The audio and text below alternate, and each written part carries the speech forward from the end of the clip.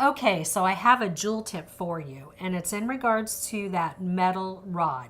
So you know how I told you over and over again how important it is to remove the rod after you create your warps.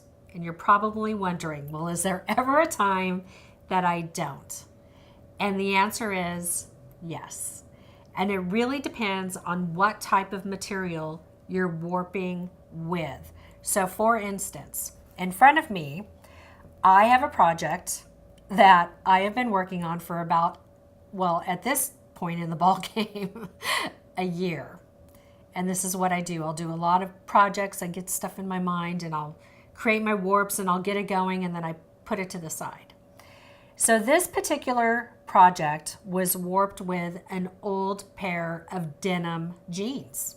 So I literally took a pair of jeans, stripped the legs into like 1 yard pieces, and I used that for my warp threads. Well, it's extremely flimsy. There's no tightness to it like beading thread. So there's a tremendous amount of give. And if I were to remove the rod, it would just go flat. So in this particular situation, I did choose to keep the rod in.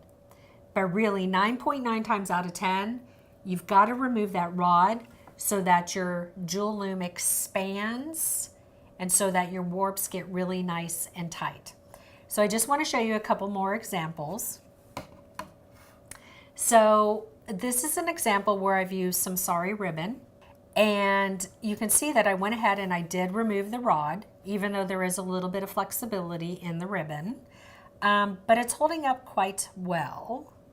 And shall I say that this is another project that I probably started 6-7 months ago, but I just get so excited. I try something and I'm like, oh, that worked.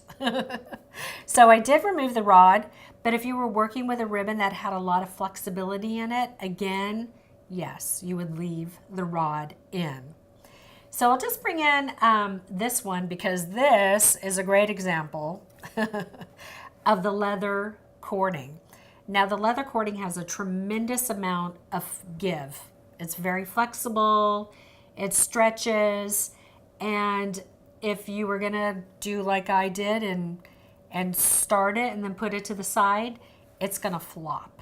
So I would highly recommend that once you start a project using the leather cording, that you go ahead and just complete it, because there is so much give and stretch within this type of material.